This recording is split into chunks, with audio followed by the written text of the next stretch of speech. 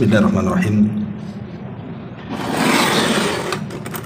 Assalamualaikum warahmatullahi wabarakatuh.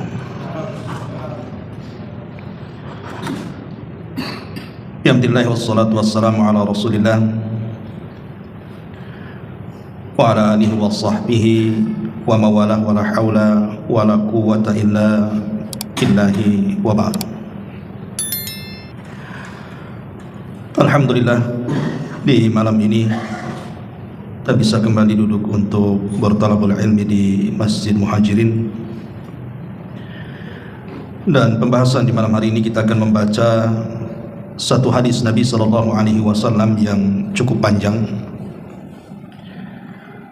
Hadis yang dikeluarkan Imam Muslim dari sahabat Abi Sa'id Al-Khudri radhiyallahu anhu. Dan hadis ini secara global menceritakan tentang hal ikhwal, kondisi manusia pada hari kiamat. Banyak peristiwa dan kejadian yang akan berlaku kelak pada hari kiamat. Dan semua kita, saya, Anda atau siapapun pasti akan melalui peristiwa-peristiwa ini. Apa saja peristiwa-peristiwa yang terkandung dalam hadis yang panjang ini? Kita akan baca hadisnya, kemudian kita sedikit berikan keterangan-keterangan yang harus kita terangkan sehingga menjadi jelas tentang kondisi-kondisi yang tercantum dalam hadis ini. An Abi Sa'id Al-Khudri radhiyallahu anhu, anna nasan fi zamani Rasulillah sallallahu alaihi wasallam qalu, ya Rasulullah, hal nara rabbana yawmal qiyamati? Faqala an-nabiy sallallahu alaihi wasallam, na'am. Qala hal tudaruna fi ru'yati syamsi bidhahirati sahwan laysa maha sahabun, wa hal tudaruna fi ru'yatil qamari lailata badri sahwan laysa fiha sahab? Qalu la ya Rasulullah. Qala ma tudaruna fi ru'yatillahi tabaraka wa ta'ala yawmal qiyamati illa kama tudaruna fi ru'yati ahadihima. Dari Abi Sa'id Al-Khudri radhiyallahu anhu, dia menceritakan bahwa ada sekelompok manusia pada zaman Nabi sallallahu alaihi wasallam. Mereka datang kepada Rasul kemudian bertanya, wahai Rasul, apakah kami akan melihat Rabb kami pada hari kiamat? Beliau menjawab, apakah kalian berdesak-desakan dalam rangka melihat matahari di siang hari yang tidak ada awan yang menghalangi? Ataukah kalian terhalangi ketika melihat bulan purnama dan tidak ada penghalang padanya? Maka manusia pun atau orang-orang itu pun mengatakan, tidak wahai Rasul. Maka Nabi SAW mengatakan, maka begitulah, tidaklah kalian berdesak-desakan dalam melihat Rabb kalian, melainkan sebagaimana kalian tidak berdesak-desakan ketika melihat salah satu dari keduanya, maksudnya melihat matahari ataupun bulan. Kita tidak berdesak-desakan ketika melihat dua makhluk Allah besar ini. Dari sini Nabi SAW memulai hadisnya dengan menyebutkan nikmat yang paling besar. Al-Imam Ibnul Qayyim rahimahullahu ta'ala mengatakan, fa'a'zamu ni'amil akhirati, maka seagung-agungnya nikmat di akhirat, waladhatuha, dan juga yang paling lezat dari seluruh nikmat ini, huwa an-nadharu ila wajhi Rabbi azza wa jalla, ketika seseorang diizinkan mampu melihat wajah Allah Rabbnya azza wa jalla, wa sama'u kalamihi, dan bisa mendengar kalam-kalamnya, wal qurbu minhu, dan bisa mendekat kepadanya, kama thabata fi sahih fi hadits ru'ya, sebagaimana yang tertera dalam hadis-hadis sahih yang bicara tentang ru'yatullah, seorang mukmin akan melihat Allah Subhanahu wa taala. Bahkan dalam sebuah hadis dijelaskan, ketika penduduk sorga masuk ke dalam sorga, maka Allah Subhanahu wa taala akan datang kepada mereka di balik tabir. Kemudian Allah Subhanahu wa taala katakan, turiduna syai'an azidukum, maukah ku tambah lagi nikmat yang sudah kalian peroleh, ku tambah lagi. Maka penduduk surga tiba-tiba mengatakan, ya Rabb, alam tubayyid wujuhana, bukankah engkau sudah memutihkan wajah-wajah kami, wa tudkhilana al-jannah, dan memasukkan kami ke surga, wa tubaiduna anin nar, dan menjauhkan kami dari neraka, apalagi ya Rabb, sudah cukup. Tapi Allah Subhanahu wa taala tetap bertanya seperti itu sampai fayakshiful hijab, maka pemisah ataupun hijab yang mendinding Allah dengan penduduk surga itu tiba-tiba terbuka. Apa yang terjadi? Fama u'tu syai'an ahabba ilaihi min nadhari ila rabbihim. Kata Nabi SAW, maka tidaklah mereka diberikan sebuah nikmat yang lebih mereka cintai melebihi ketika mereka mampu memandang Allah Subhanahu wa taala. Karena inilah nikmat terbesar, apalagi tidak ada nikmat yang paling besar melebihi Allah Subhanahu wa taala mendekatkan kita di sisinya, kemudian mendengarkan ucapan-ucapannya dan kalam-kalamnya secara langsung, kemudian kita bisa memandang wajah Allah Subhanahu wa taala tanpa penghalang, bagaikan kita melihat matahari dan bulan yang tidak berdesak-desakan. Ma'asyiral muslimin yang dimuliakan Allah Subhanahu wa taala, maka berdoalah kepada Allah Subhanahu wa taala agar kita bisa memandang wajah Allah Subhanahu wa taala. Kemudian Rasulullah SAW melanjutkan sabdanya, idza kana yaumul qiyamah adzana muadzdhinun liyattabi kullu ummatin ma kanat ta'budu fala yabqa ahadun kana ya'budu ghayra Allah subhanahu minal asnami wal ansabi illa yatasaqatuna finnar hatta idza lam yabqa illa man kana ya'budullaha min barrin wa fajirin wa ghubari ahli alkitabi fayud al yahud fayuqalu lahum ma kuntum ta'budun qalu kunna na'budu Uzair ibnullah fayuqalu kadzabtum mattakhadallahu min sahibatin wala waladin famadza tabghuna qalu atishna ya rabbana fasqina fayusharu ilaihim ala tariduna fayuhsyaruna ila an-nar ka'annaha sarabun yakhtimu ba'daha ba'dha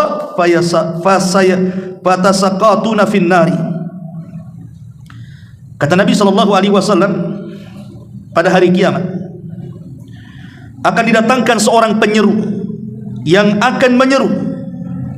Kemudian penyeru mengatakan, hendaklah setiap umat mengikuti sesuatu yang dahulu mereka sembah di dunia, sehingga tidaklah ada seorang pun yang menyembah selain Allah berupa berhala atau patung-patung, melainkan mereka akan berjatuhan ke dalam neraka, sehingga tidak ada yang tersisa seorang pun kecuali orang-orang yang menyembah Allah, baik dia orang yang baik ataupun yang buruk. Dan juga sebagian sisa-sisa ahli kitab dari kalangan Yahudi akan didatangkan di hadapan Allah Subhanahu wa taala. Kemudian Allah akan bertanya kepada orang-orang Yahudi, apa yang kalian sembah dahulu di dunia? Maka orang-orang Yahudi mengatakan, kami dahulu menyembah Uzair putra Allah. Maka dikatakan kepada mereka, kalian berdusta. Allah mengatakan, kami dahulu, ataupun Allah Subhanahu wa taala mengatakan, Allah tidak menjadikan istri ataupun anak. Bagaimana kalian menyembah Uzair putra Allah? Kemudian Allah katakan kepada mereka, sekarang apa yang kalian kehendaki di sini? Maka orang-orang Yahudi mengatakan, ya Rabb, kami kehausan, kami ingin minum. Maka kemudian mereka diberikan isyarat pada sesuatu yang membuat mereka hilang dahaganya. Mereka kemudian digiring hingga ke neraka, seakan-akan fata morgana, sebagian memukul sebagian yang lainnya, lalu mereka terjerumus dan masuk ke dalam neraka.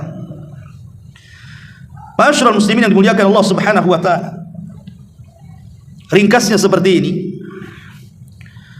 Ketika manusia dibangkitkan pada hari kiamat, ingat manusia dibangkitkan itu dimulai dari tulang ekor mereka. Walaupun kiamat itu dahsyatnya luar biasa, akan menghancurkan segalanya, Tapi ada makhluk-makhluk Allah itu yang dikecualikan tidak hancur pada hari kiamat. Salah satunya adalah ujung dari tulang ekor setiap kita manusia. Walaupun terkadang tulang ekor itu tidak bisa dilihat kecuali oleh alat-alat tertentu, tapi itu tidak hancur. Karena dari situlah kita dibangkitkan. Jadi ketika kita dibangkitkan oleh Allah Subhanahu wa taala, kemudian manusia dikumpulkan di sebuah padang yang disebut dengan mahsyar atau padang mahsyar. Maka kondisi manusia saat dibangkitkan itu sesuai ketika saat kematiannya. Ada orang-orang yang dibangkitkan itu mereka berbahagia.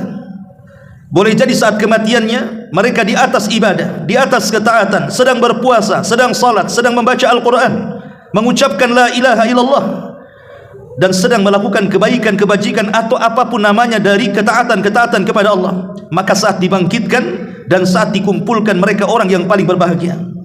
Karena itulah yang mereka tunggu dari janji-janji Allah Subhanahu wa taala, dan mereka pun mengatakan hadza ma wa'adar rahman wa sadaqal mursalun. Inilah apa yang dijanjikan Allah Subhanahu wa taala kepada kami. Tapi ada orang-orang yang dibangkitkan itu mereka merasa terhina. Mereka merasa binasa dan celaka. Sehingga mereka mengatakan ya wailana man ba'atsana mim marqadina. Duhai celaka, siapa yang membangkitkan kami di sini? Kami sudah enak tidur, tiba-tiba dibangkitkan. Celaka, siapa yang membangkitkan kami? Siapa yang membangunkan dari tidur-tidur kami ini? Sehingga ada orang yang dibangkitkan tiba-tiba kemudian lehernya terkalung 7 lapis bumi. Boleh jadi saat di dunia dia mengambil tanah orang lain. Saat dibangkitkan tiba-tiba mungkin dia badannya mengecil di tengah-tengah manusia besar. Boleh jadi saat kematiannya dia tidak bertobat dari kesombongannya, sehingga Rasul katakan yuhsyarul mutakabbiruna yaumal qiyamati ka'amsalidz dzar. Akan dikumpulkan orang-orang yang sombong di dunia itu ketika dibangkitkan seperti semut kecil. Boleh jadi saat dibangkitkan kemudian dia menusuk-nusuk perutnya, mencekik lehernya, meminum racun yang mematikannya. Boleh jadi saat di dunia mereka mati bunuh diri seperti itu. Macam-macam orang-orang yang dibangkitkan itu. Kemudian mereka dikumpulkan di padang mahsyar. Di situ Allah Subhanahu wa taala akan dekatkan matahari 1 mil di atas kepala, sehingga ada orang yang tertutup dengan keringatnya. Ketika ada orang-orang yang tertutup dengan keringatnya, tentu sesuai dengan amalannya. Maka Allah Subhanahu wa taala akan memisahkan setiap manusia di situ. Allah Subhanahu wa taala akan katakan, wahai para pemimpin-pemimpin yang adil, keluar kalian dari situ. Kemudian Allah Subhanahu wa taala sudah menyiapkan satu naungan dari arasy-Nya, di mana kepalanya tidak akan tersentuh dengan sengatan matahari. Maka para pemimpin yang adil keluar dari kerumunan manusia, kemudian diletakkan di bawah naungan arasy Allah Subhanahu wa taala. Wahai anak-anak muda yang hatinya selalu tergantung dengan masjid, kalian keluar dari situ. Wahai orang-orang yang menjaga kehormatannya, keluar dari situ. Wahai orang-orang yang mungkin tengah malam kemudian bangun, kemudian meneteskan air mata karena takut kepada Allah, keluar kalian dari situ. Wahai orang-orang yang bersedekah, dan begitulah Rasulullah menyebutkan satu-satu amalan-amalan yang bisa menaungi mereka pada hari di saat tidak ada naungan kecuali naungan Allah Subhanahu wa taala. Mereka dipisah tuh di padang mahsyar. Subhanallah. Ya. Kemudian setelah mereka pun dipisah antara orang-orang baik dan orang fajirnya, maka Allah Subhanahu wa taala mulailah kemudian menanyakan sesuatu kepada hamba-hambanya, tentu dimulai dari para nabi. Allah Subhanahu wa taala akan datang kepada Adam alaihi salatu wasalam, ya Adam akhrij bi'san nar. Wahai Adam, keluarkan dari keturunanmu utusan-utusan neraka.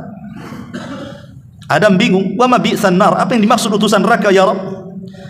Maka Allah mengatakan, keluarkan dari keturunanmu dari 1999, masukkan mereka ke neraka, 1 ke surga. Dari sini menunjukkan bahwa penghuni neraka jauh lebih banyak dibandingkan penghuni surga, karena jumlahnya dari 1000, 1 masuk surga, 999 masuk neraka. Kemudian Allah Subhanahu wa taala datang kepada Nuh dan mengatakan, ya Nuh, apakah sudah kau sampaikan risalahku kepada umat? Maka Nuh mengatakan, ya Rabb, sudah ku sampaikan risalahmu kepada umatku, bahkan siang malam aku berdakwah kepada mereka. inni da'autu qaumi laila wa nahara. Aku berdakwah kepada kaumku siang malam ya Rabb. Maka Allah mengatakan kepada kaumnya Nuh, wahai kaum Nuh, betul Nuh sudah menyampaikan risalahnya kepada kalian. Kata kaum Nuh mengatakan, kadzaba Nuh, Nuh dusta wa ya Rabb. Dia tidak pernah menyampaikan risalahnya kepada kami, katanya. Maka Allah mengatakan, lihat Nuh, umatmu mengatakan engkau belum menyampaikan risalah kepada mereka. Adakah engkau saksi bahwa engkau menyampaikan risalahmu kepada mereka? Maka Nuh mengatakan, ya ada. Siapa? Kemudian Nuh mengisyaratkan kepada Rasul kita Muhammad sallallahu alaihi wasallam dan umatnya, kita-kita ini. Kemudian Allah bertanya kepada Rasulullah sallallahu alaihi wasallam, apakah engkau akan jadi saksi bagi kaum yang tidak pernah kau lihat wahai Muhammad? Engkau tidak hidup di zaman Nabi Nuh, bagaimana engkau akan bersaksi kepada zaman yang kau tidak saksikan? Maka Rasulullah sallallahu alaihi wasallam dan umatnya mengatakan, ya Rabb, yang mengatakan Nuh sudah menyampaikan risalah itu engkau sendiri. Maka kemudian Nabi SAW membacakan suratun Nuh, bagaimana Nuh sudah menyampaikan risalahnya. Maka Allah katakan, sungguh benar ucapanmu dan sungguh benar Nuh alaihi salatu wassalam, dan sungguh berdusta kaumnya. Jadi Nabi Allah subhanahu wa ta'ala terus akan bertanya kepada setiap para nabi, termasuk Nabi Isa bin Maryam. Isa akan dihadapkan di hadapan Allah. Kemudian Allah subhanahu wa ta'ala mengatakan, ya Isa bin Maryam, a anta qulta linnasi ittakhiduni wa ummiya ilahaini min dunillah. Wahai Isa putra Maryam, apakah kamu mengatakan kepada manusia, jadikan aku dan ibuku dua orang Tuhan selain daripada Allah? Karena umat Nasrani menganggap Isa itu Tuhan dan ibunya juga Tuhan. Maka Allah mengatakan kepada Isa, wahai Isa, apakah engkau mengajak manusia untuk menyembahmu dan ibumu? Maka Isa mengatakan, subhanaka ma yakunu li an aqula ma laysa li bihaq, in kuntu qultuhu faqad alimta ta'lamu ma fi nafsi wa la a'lamu ma fi nafsik innaka anta 'allamul ghuyub. Maka Isa pun membantah dan mengatakan, maha suci engkau ya Rabb, tidak mungkinlah aku mengucapkan kalimat itu. Jika aku mengucapkannya pasti kau tahu, karena engkau tahu apa yang aku ucapkan, sementara aku tidak tahu apa yang ada padamu. Dan begitulah kemudian Allah subhanahu wa ta'ala akan menanyai seluruh para nabi. Setelah seluruh para nabi ditanya, maka mulailah bertanya kepada setiap umatnya dan mengatakan, ikutilah setiap nabi yang kalian ikuti di dunia. Akhirnya kemudian masing-masing umat itu akan di belakang para nabinya.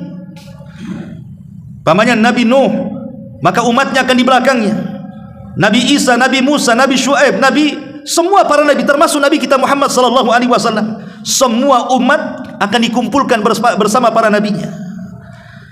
Karena di sini akan terjadi mahkamah besar, peradilan besar. Peradilan Allah subhanahu wa ta'ala disebut dengan hisab. Hisab itu pengadilan Allah subhanahu wa ta'ala seadil-adilnya, karena Allah langsung yang menjadi hakimnya, malaikat menjadi saksinya, dan semua kita menjadi orang-orang yang tertuduhnya.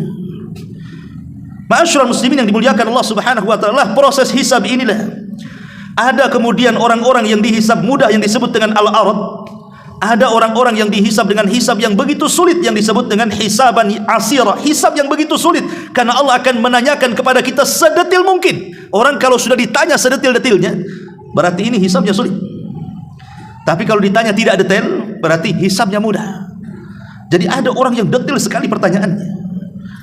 Karena Nabi SAW mengatakan, manukisha al-hisab halak, siapapun yang ketika ditanya dan detail pertanyaannya, celaka dia. Inilah hisab yang sulit.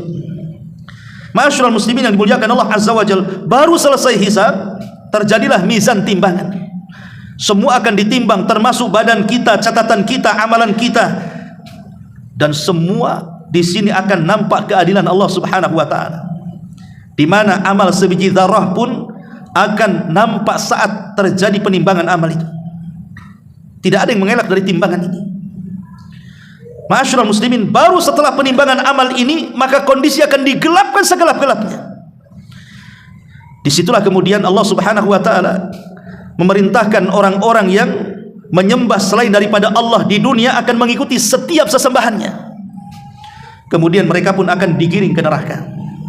Inilah yang Allah Subhanahu wa ta'ala firmankan, uhsyurul ladzina zalamu wa azwajuhum wa ma kanu ya'budun. Kumpulkan orang-orang yang zalim dan yang semisal mereka, dan apa yang mereka sembah dari selain daripada Allah Subhanahu wa taala min dunillah, fahduhum ila siratil jahim, hantarkan mereka ke dalam neraka jahim. Ma'asyiral muslimin yang dimuliakan Allah Subhanahu wa taala. Kemudian Nabi sallallahu alaihi wasallam melanjutkan sabdanya, "Tsumma yud'an nasara." Kemudian orang-orang Nasrani pun akan dipanggil. Fayuqalu lahum, dikatakan kepada mereka, "Ma kuntum ta'budun?" Apa yang kalian sembah di dunia? Qalu kunna na'budul Masih ibn Maryam. Oh, kami dulu menyembah Al-Masih putra Maryam. Fayuqalu lahum, dikatakan kepada mereka, "Kadzabtum, dusta kalian. Mattakhadallahu min sahibatin wala waladin." Allah tidak pernah punya istri dan punya anak. Macam mana kalian menyembah Al-Masih putra Maryam? Kalian dusta. Fayuqal, maka dikatakan kepada mereka, "Famadza tabgun?" Apa yang kalian kehendaki? Fayaqulun, mereka mengatakan, "Atishna ya Rabbana, faskina." Kami sangat haus ya Rabb. Bagaimana tidak haus? Mereka berada di terik matahari 1 mil di atas kepala. Mereka minta minum kepada Allah Azza wa Jalla. Qala fayusharu ilaihim ala tariduna fayusharu ila jahannam ka'annaha sarabun yakhtimu ba'daha ba'dan fayatasaqatuna finnar. Lalu mereka pun dikumpulkan,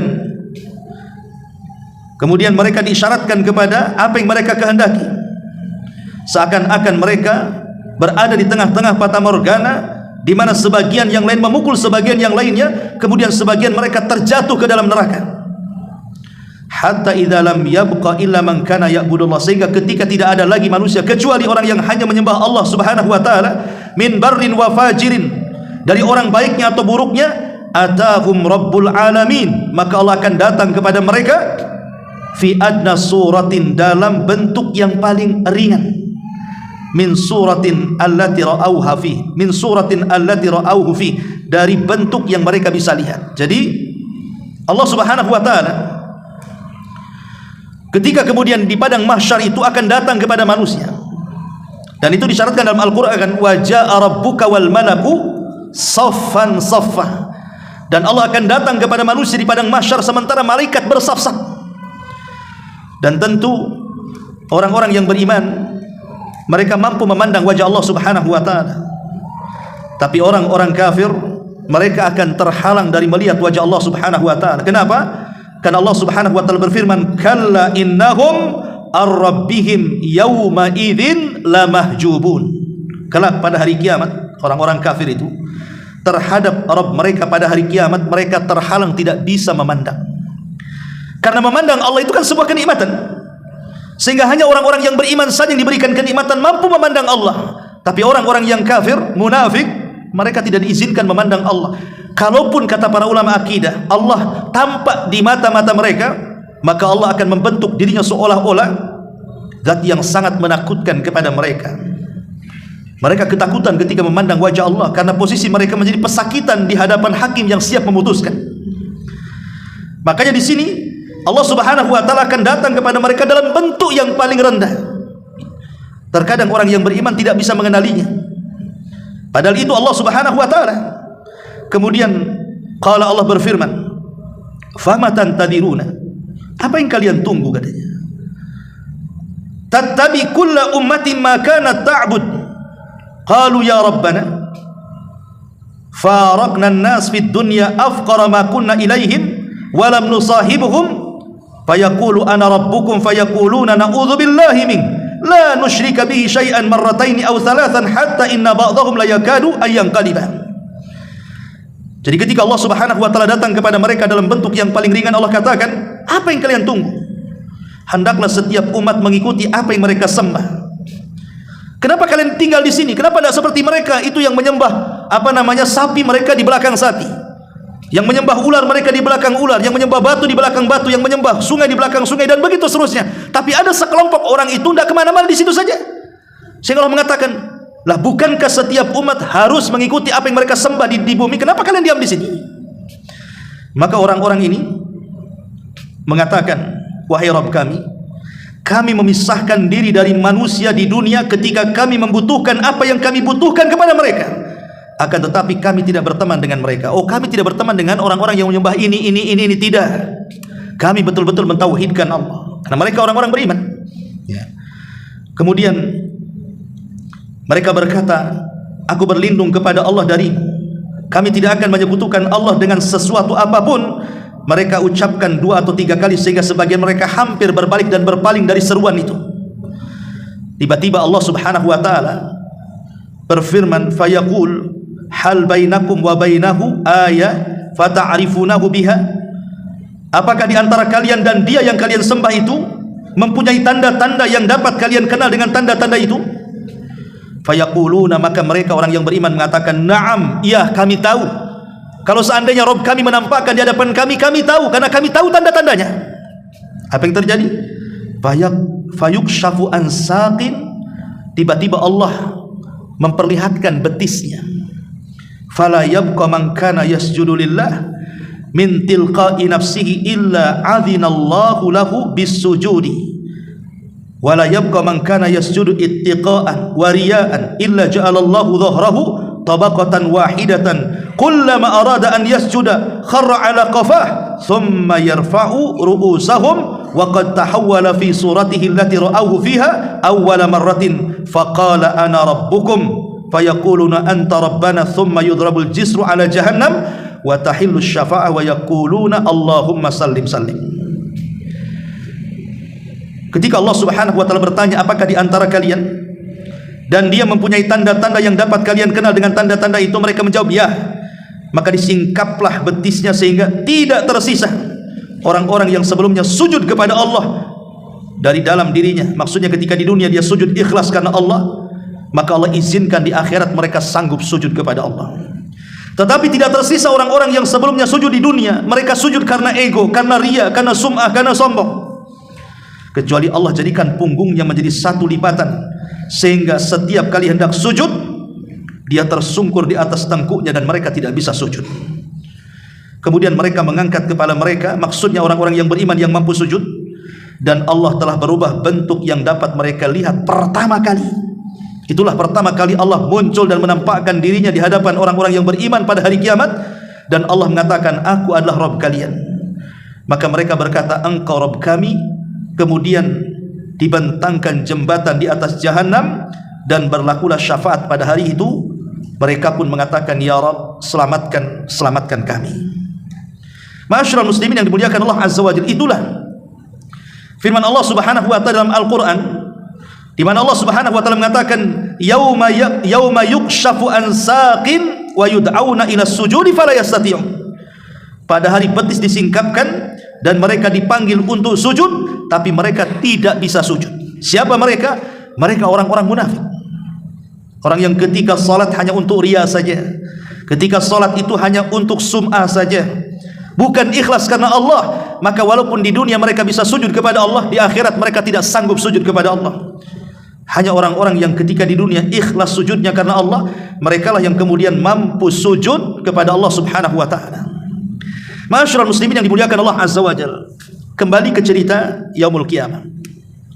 Kita tahu bahwa setelah proses mizan, timbangan, dan saya katakan di awal bahwa penimbangan amal itu terdiri daripada 3. Pertama orangnya, dan ingat, orangnya ketika ditimbang itu bukan karena besar ataupun kurusnya sehingga mempengaruhi berat dan tidaknya timbangan, bukan itu. Karena nanti pada hari kiamat akan didatangkan orang yang paling gemuk di dunia. Siapa orang yang paling gemuk di dunia yang obesitas itu? Itu akan didatangkan oleh Allah Azza wa Jalla, kemudian ditimbang. Rupanya beratnya tidak lebih daripada sayap nyamuk, saking ringannya. Tapi ada orang-orang yang datangkan kurus, krempeng, kering. Ketika di dunia orang yang paling kurus, ketika ditimbang rupanya lebih berat daripada gunung Uhud. Sebagaimana hadis ketika Abdullah bin Mas'ud radhiyallahu anhu naik ke atas pohon kurma, tiba-tiba datang angin tersingkap jubahnya. Kemudian terlihatlah kurus dari betisnya Abdullah bin Mas'ud, ditertawakan oleh para sahabat. Kemudian Rasul mengatakan, jangan kalian tertawakan kedua betisnya Abdullah bin Mas'ud, karena kalau ditimbang di hadapan Allah, kedua betisnya lebih berat daripada gunung Uhud, kata Nabi SAW. Menunjukkan bahwa bukan persoalan gemuk ataupun krempengnya yang mempengaruhi berat dan tidaknya timbangan, tetapi yang mempengaruhi adalah amal dan catatannya. Karena akan ditimbang itu badan kita, kemudian amal kita yang akan dibentuk dalam bentuk jism, kemudian catatan kita dijadikan satu timbangan. Disitulah akan nampak keadilan Allah Subhanahu wa taala. Karena manusia ketika di dunia menimbang itu terkadang mengurang, terkadang menambah. Lihat para pedagang itu, ketika mereka menimbang sebuah timbangan, terkadang mereka ganjal timbangannya, akhirnya dikurangi kan takarannya. Terkadang kalau dia orang baik boleh juga menambah, tetapi di akhirat itu Allah tidak akan menambah, tidak akan mengurang, pas timbangannya. Dan itu menunjukkan keadilan Allah, bahwa tidak ada manusia sekecil apapun perbuatan di dunia, baik itu baik ataupun buruk, maka tetap akan ditimbang. Nah, setelah proses timbangan ini, maka langit akan digelapkan segelap-gelapnya. Manusia tidak bisa melihat apapun. Dan inilah akan terjadi proses yang paling sangat mengkhawatirkan pada hari kiamat kepada setiap manusia. Apa itu? Al-murur ala sirat. Proses seseorang menyeberangi titian siratal mustaqim. Ini paling bahayanya dalam semua proses peristiwa-peristiwa pada hari kiamat. Kenapa bahaya? Dan paling bahaya karena jembatan itu Allah Subhanahu wa ta'ala letakkan tepat di atas neraka jahanam. Jadi jembatan itu persis di atas neraka jahanam. Jadi kalau terjatuh dipastikan masuk neraka. Dan 70 tahun baru sampai di dasarnya. Makanya kemudian Nabi SAW ketika mengatakan bahwa dia yang pertama kali melewati titian siratal mustaqim, ketika kemudian dia sampai di ujung, maka Nabi akan berdiri melihat umatnya satu persatu yang melintasinya. Jadi kalau seandainya ada satu umatnya yang melintas titian itu, maka Rasul ada khawatir kalau sampai umatnya terjatuh ke dalam jahanam. Maka Rasul terus berdoa dan mengatakan, Allahumma salim salim, ya Allah selamatkan dia, Allah selamatkan dia. Dan ini menunjukkan kasih sayang Rasul sallallahu alaihi wasallam kepada umatnya pada hari kiamat. Jangan sampai ada satu umatnya yang masuk ke dalam jahanam. Ma'asyiral muslimin yang dimuliakan Allah azza wajalla. Makanya kemudian Rasul melanjutkan sabdanya di sini. Qila ya Rasulullah, wa mal jisr? Apa itu jisr? Apa itu jembatan? Rasul ditanya soal jembatan. Qala, maka Rasul mengatakan, dhahdhun mazillatun fihi khatatibu wa kalalibu wa hasakun takunu bin najdi fiha syuwaikatun yuqalu laha Sa'dan. Kata Nabi SAW, jembatan itu sangatlah licin dan menggelincirkan. Di sana terdapat besi-besi pencakar, besi-besi pengait, duri-duri besi yang terbuat dari pohon-pohon yang berduri, yang orang-orang katakan sebagai as-Sa'dan. Kemudian kata Rasul, fayamurul mu'minun katarafin katarafil aini wa kalbarki wa karrihi wa katairi wa kaajawidil khayli wa rukabi. Maka ketika orang-orang yang beriman melalui titian itu, maka di antara mereka ada yang seperti kilat, tahu-tahu dah sampai di ujung. Ada yang seperti kedipan mata, ada yang seperti angin, ada yang seperti burung, ada yang seperti kecepatan lari kuda, bahkan ada yang seperti berlari kencang. Ada juga yang kemudian di antara mereka yang menunggangi tunggangan. Kemudian kata Rasul, fanaji muslim wa makhdush mursalun wa makdush finnari jahannam hatta idha khalusal mu'min minan nar.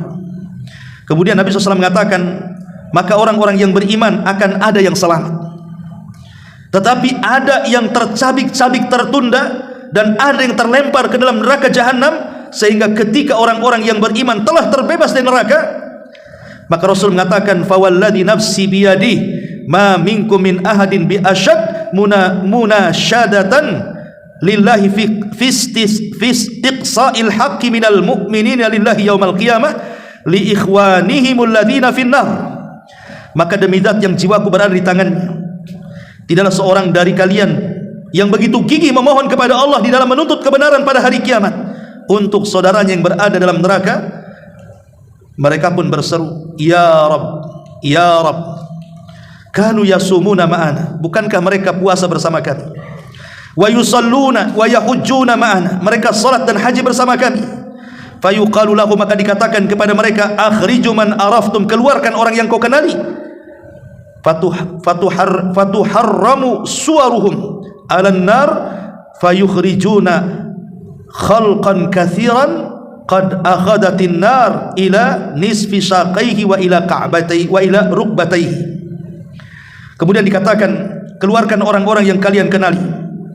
Maka bentuk-bentuk mereka hitam kelam karena terpanggang oleh api neraka. kemudian mereka mengeluarkan begitu banyak orang-orang yang telah mereka begitu banyak orang-orang yang telah dimakan api neraka sampai pada pertengahan betisnya atau boleh jadi sampai kedua lututnya. Jadi penggalan hadis yang sebelumnya, manusia akan melewati setiap titian Shiratal Mustaqim, dan manusia akan diberikan setiap manusia itu cahaya yang akan melintasinya. Dengan cahaya itulah dia sanggup meniti titian itu. Lah ketika kemudian orang-orang yang beriman mereka sudah selamat, dan sebagian mereka ada yang masuk ke dalam jahanam. Kalau orang kafir kan tidak sempat meniti titian karena mereka sudah digiring ke dalam jahanam kan itu. Hanya orang yang beriman saja dan orang munafik. Jadi orang munafik juga akan meniti titian ini. Tetapi orang munafik ini, mereka meniti titian ini hanya Allah ingin menipu, memperdaya mereka sebagaimana di dunia mereka menipu Allah dan orang-orang yang beriman, maka mereka akan tipu di titian ini. Itulah orang-orang munafik. Lah singkat cerita kata Nabi SAW, ketika orang-orang sudah masuk dalam surga, orang-orang ini sudah masuk dalam surga, mereka teringat dengan kawan-kawan yang masuk neraka. Jadi orang-orang yang beriman akan teringat dengan teman-temannya yang masuk neraka. Kemudian mereka mengatakan kepada Allah, ya Rabb, orang yang masuk neraka itu kawan kami. Dulu di dunia mereka sholat bersama kami, puasa bersama kami, haji bersama kami. Kenapa kau masukkan mereka ke neraka? Kemudian mereka mengatakan, ya Rabb, tolonglah keluarkan mereka dari neraka. Sebagian riwayat mengatakan, la taqtamilu ladzatina hatta tukhrijahu minan nar. Jangan kau sempurnakan kenikmatan kami di sorga sampai kau keluarkan kawan kami dari neraka. Dari sini ikhwatu fiddin yang dimuliakan Allah Azza wa Jalla, Hasan Al-Basri sampai mengatakan, Imam Hasan Al-Basri, apa kata beliau? Istaghfiru minal ikhwan, fa inna likulli mu'minin syafa'ah yaumal qiyamah. Perbanyaklah mencari teman-teman yang baik, karena setiap mukmin itu mempunyai syafaat pada hari kiamat. Barangkali kamu masuk ke dalam syafaat dari temanmu yang saleh itu, kata Imam Hasan Al-Basri. Ini menunjukkan apa? Bahwa berteman itu bukan sembarang. Makanya Rasul mengatakan, al-mar'u ala dini khalilih. Orang itu ditentukan agamanya dengan agama temannya. Karena teman itu kan nyeret kita masalahnya. Bisa saja dia menyeret kepada kebaikan, bisa saja menyeret kepada keburukan. Tapi teman-teman yang baik di dunia, yang kita lihat akidahnya lurus, ibadahnya rajin, ketaatannya luar biasa, keikhlasannya tampak, maka jangan pernah lepas dari teman-teman yang seperti ini. Karena nanti pada hari kiamat mereka akan menjadi syafaat bagi kita.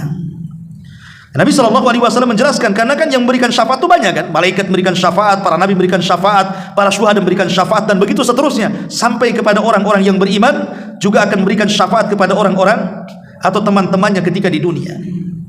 Ma'asyiral muslimin yang dimuliakan Allah Azza wa Jalla. Makanya kemudian mereka mengatakan, ya Rabb, keluarkan teman kami. Kemudian Nabi SAW sampai bersumpah dan mengatakan, demi zat yang jiwaku berada di tangannya, tidaklah seorang dari kalian yang begitu gigih memohon kepada Allah dalam menuntut kebenaran pada hari kiamat, kemudian mereka ingin saudara-saudaranya selamat dari api neraka. Kemudian mereka mengatakan, Rabbana, wahai Rabb kami, mereka puasa bersama kami, sholat bersama kami, haji bersama kami. Maka Allah mengatakan, kalau gitu keluarkan orang-orang yang kau kenali. Dalam riwayat, maka mereka pun meminta kepada Allah dengan menyebutkan namanya. Pamannya, saya punya kawan si fulan, saya masuk surga. Kemudian saya sebutkan si anu, si anu, si anu, si anu, disebutkan namanya satu-satu yang ia kenal selama di dunia tuh. Maka malaikat akan diutus oleh Allah untuk menyelamatkan orang yang disebut tadi. Dan malaikat tidak kenal siapa yang akan dikeluarkan kecuali dari bekas sujudnya. Dari sini Rasul mengatakan, neraka tidak akan memakan bekas sujud. Api neraka itu tidak akan memakan dahi-dahi dan anggota badan bekas sujud. Karena anggota sujud itu kan ada 7. Ujung kaki, ujung lutut, 2 telapak tangan, kemudian dahi dan hidung. Nah, itulah anggota sujud namanya. Maka neraka tidak akan memakan anggota-anggota itu. Lah malaikat ketika menyelamatkan dan menyelamatkan orang dari neraka itu dikenali dari bekas sujudnya tadi. Maka beruntunglah orang-orang yang mereka memperbanyak sujud kepada Allah Subhanahu wa taala. Ma'asyiral muslimin yang dimuliakan Allah Subhanahu wa taala. Kemudian summa yaqulun, kemudian orang-orang yang beriman di surga mengatakan lagi, Rabbana ma baqiya fiha ahad. Wahai Rabb kami, tidak tersisa lagi seorang pun yang telah Engkau perintahkan kepada kami. Fayaqul, maka Allah katakan, irji'u fama wajadtum fi qalbi mithqala dinar min khairin fa akhrijuhu. Maka Allah mengatakan, kembalilah kalian, tengok lagi, ada enggak kawan kalian di neraka itu? Maka barang siapa yang kalian temukan di dalam hatinya kebaikan seberat dinar sekalipun, keluarkan mereka. Maka Allah pun merintahkan malaikat mengeluarkan mereka. Mereka pun mengeluarkan dengan jumlah yang begitu banyak. Kemudian mereka berkata, wahai Rabb kami, kami tidak meninggalkan dalamnya seorang pun yang telah Engkau perintahkan kepada kami. Tapi Allah katakan, lihat lagi, mungkin ada kawanmu yang belum tersebut. Subhanallah, ya. Sampai Allah Subhanahu wa taala mengatakan, lihat lagi, padahal sudah dikeluarkan kawan-kawannya. Kata Rasul, kata Allah, lihat lagi, boleh jadi mungkin masih ada. Lihat bagaimana Allah Subhanahu wa taala sangat sayang. Sampai-sampai Abu Sa'id Al-Khudri radhiyallahu anhu hadis ini mengatakan apa? Illam tusaddiquni bihadzal hadis. Kalau kalian tidak percaya dengan hadis ini, kata perawi hadis kan Abu Sa'id Al-Khudri mengatakan, kalau kalian tidak percaya dengan hadis ini, faqra'u in syi'tum, baca kalau kalian berkehendak firman Allah Azza wa Jalla, innallaha la yadrib mithqala dzarratin wa in taku hasana yudha'ifha wa yu'ti min ladunhu ajran 'azima. Sesungguhnya Allah tidak menganiaya seorang pun walaupun sebesar zarah, dan jika ada kebaikan sebesar zarah niscaya Allah akan melipat gandakan dan memberikan darinya pahala yang sangat besar. Kemudian kata Abu Sa'id Al-Khudri, Allah Subhanahu wa taala akan berfirman, syafa'atil malaika wa syafa'an nabiyun wa syafa'al mu'minun walam yabqa illa arhamur rahimin.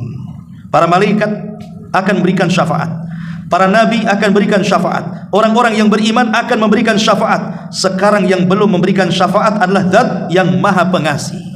Artinya manusia pada hari kiamat itu diselamatkan dari dua segi, dari dua arah. Manusia akan diselamatkan dari neraka itu dari dua arah. Pertama dari arah syafaat, di mana para nabi berikan syafaat, para malaikat berikan syafaat, orang-orang yang beriman, para syuhada, orang-orang soleh akan berikan syafaat, termasuk anak kepada orang tuanya, dan begitu seterusnya. Tapi kalau sudah habis syafaat nih, nggak ada lagi syafaat, berarti orang ini bisa selamat dari arah yang lainnya. Apa itu? Dari rahmat Allah Subhanahu wa taala. Ketika tidak ada syafaat, sisanya hanya rahmat Allah. Berarti mereka diselamatkan dari rahmat Allah. Tentunya orang-orang yang tidak banyak ibadah di dunia, atau sama sekali tidak ada ibadah di dunia, tapi masih ada keimanan walaupun sebiji zarah. Itulah orang-orang yang terakhir keluar dari neraka dan terakhir pula masuk ke dalam surga. Itu mereka orang-orang yang diberikan rahmat, bukan karena syafaat. Ma'asyiral muslimin, dan ini dijelaskan oleh hadis selanjutnya bagaimana inilah bentuk bagaimana Allah memberikan rahmat. Ada orang-orang yang dikeluarkan dari api neraka bukan karena syafaat, tapi karena rahmat Allah. Apa kata Nabi SAW lanjutannya? Fayaqbidhu qabdatan minan nar. Kemudian Allah menggenggam satu genggaman dari dalam neraka.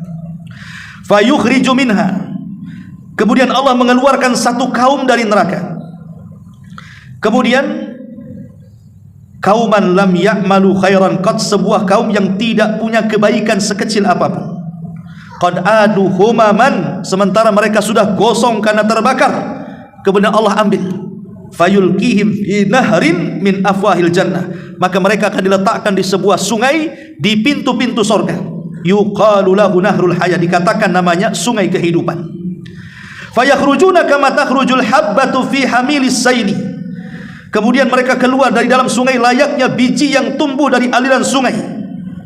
Ala tarawnaha takunu ilal hajari au ila syajari ma yakunu ila syamsi usayfirun au uhaydirun wa ma yakunu minha illa dhil yakunu abyad. Faqalu ya Rasulullah ka'annaka kunta tar'a bil badiyati.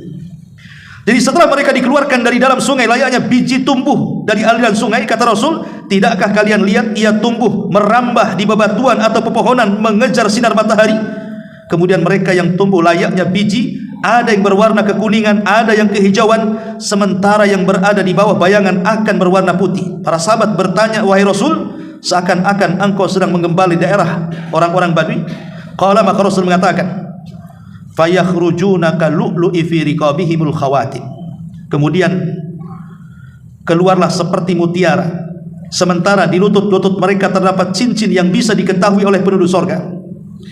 Kemudian dikatakan, Allah berfirman, masuklah kalian ke dalam sorga, apa yang kalian lihat maka itulah yang kalian akan miliki. Ma'asyiral muslimin yang dimuliakan Allah Azza wa Jalla, artinya inilah orang-orang yang akan mendapatkan rahmat tanpa syafaat, dan mereka orang yang terakhir keluar dari neraka dan masuk ke dalam sorga. Dalam riwayat begini, jadi orang-orang yang terakhir keluar dari neraka itu, mereka meminta kepada Allah untuk dijauhkan sejauh-jauhnya dari neraka dan mengatakan, ya Rabb, neraka sudah membakar kami, Neraka sudah menyesakkan hidung dan pernapasan kami. Jauhkan kami dari neraka. Maka mereka pun dijauhkan dari neraka dan didekatkan ke surga. Kemudian dari kejauhan dia melihat pohon. Pohon itu penuh dengan buah-buahan dan di bawah pohon itu ada aliran sungai. Di situ ada makanan, di situ ada minuman. Itulah angan-angan penduduk neraka. Karena ketika mereka di neraka, mereka kan mengatakan kepada, kan neraka itu kan ada jendelanya, surga juga ada jendelanya. Jadi penduduk surga dari jendela itu bisa melihat penduduk neraka dari jendela itu bisa melihat kenikmatan surga. Maka penduduk neraka mengatakan kepada penduduk surga itu, berdialog tuh di antar jendela itu. Apa kata penduduk neraka ini? Dia mengatakan, wahai penduduk surga, afidhu alaina minal ma' au mimma razaqakumullah. Berikanlah setetes air yang Allah berikan kepada kalian atau makanan yang Allah rizkikan kepada kalian. Tapi penduduk surga mengatakan apa? Innallaha harramahum 'alal kafirin. Oh, tidak bisa Allah haramkan kepada kalian orang-orang kafir. Jadi cita-cita penduduk neraka itu hanya ingin minum dan makan. Karena makanan dan minumannya di neraka itu na'udzubillah tidak bisa dimakan. Kalau dimakan membahayakan, menghancurkan dan membinasakan. Makanya ketika melihat ada pohon, banyak buahnya, di bawahnya ada aliran sungai, mereka mengatakan, ya Rabb, dekatkan kami ke situ, katanya. Allah mengatakan, janji kalau seandainya aku dekatkan kau ke sana, kau tidak akan minta yang lainnya. Maka hamba ini mengatakan, aku janji ya Rabb, asal kau dekatkan kami ke situ. Akhirnya kemudian didekatkanlah ke pohon itu. Rupanya dia melihat pohon itu banyak makanan buah-buahannya. Dengan lezatnya dia makan, dengan lezatnya dia minum, dan dia pun merasa sangat nyaman sekali. Karena selama ini siksa luar biasa kan itu. Tiba-tiba dari pohon itu dia melihat ada pohon yang jauh lebih besar lagi. Yang jauh lebih besar lagi, lebih banyak buah-buahannya, dan aliran sungainya lebih dahsyat lagi. Tiba-tiba mengatakan, ya Rabb, bisa enggak kau dekatkan aku ke pohon yang itu, katanya. Allah mengatakan, lah tadi kan sudah aku katakan, kalau aku dekatkan kau tidak akan minta yang lainnya. Iya wahai Rabb, ini kedua kalinya, katanya. Akhirnya didekatkan ke pohon yang kedua. Kemudian dari pohon yang kedua ada pohon yang ketiga lagi. Dan dia mengatakan, ya Rabb, dekatkan kami kepada pohon yang ketiga. Lah, bukankah kau sudah mengatakan kalau sudah dekatkan ke pohon yang kedua kau tidak akan meminta? Iya, ini yang terakhir ya Rabb, katanya. Nikmat manusia. Didekatkanlah ke pohon yang ketiga. Rupanya setelah pohon yang ketiga itu ada gerbang surga. Dia bisa melihat dari celah-celah surga itu bagaimana kenikmatan di dalamnya. Dia mengatakan, ya Rabb, masukkan aku ke surga. Lah, tadi apa yang kau bilang? Setelah ku dekatkan kau ke pohon yang ketiga, kau tidak akan minta lagi, katanya. Itulah rupanya manusia seperti itu ya. Kadang-kadang janji ini hanya janji di lisan saja ya. Akhirnya Allah mengatakan, sudah gini saja, coba apa yang kau inginkan di dunia, tamanna ya abdi. Coba bercita-citalah, kira-kira di dunia ini kalau aku berikan nikmat, coba hayalkan setinggi hayalanmu, kau ingin apa? Berhayalah kemudian hamba ini sampai mentok hayalannya, ingin ini macam-macam dalam otaknya itu. Maka Allah mengatakan, baik, aku akan berikan 10 kali lipat dari hayalanmu. Ketika dibuka pintu sorga, seolah-olah dia yang pertama kali masuk sorga, padahal dia yang terakhir. Inilah orang yang terakhir keluar dari neraka, terakhir pula masuk sorga, seolah-olah dia yang pertama pula dia. Karena sorga itu satu celupan saja melupakan keperitan segalanya ya. Inilah orang-orang yang mendapatkan rahmat dari Allah Subhanahu wa ta'ala. Inilah di antara riwayat yang cukup panjang yang dikeluarkan Imam Muslim dari hadis Abi Sa'id Al-Khudri radhiyallahu an. Wallahu a'lam, mudah-mudahan ada manfaatnya. Subhanaka wa bihamdika, asyhadu an la ilaha illa anta, astaghfiruka wa atubu ilaik. Allahu ta'ala alam. Assalamualaikum warahmatullahi wabarakatuh.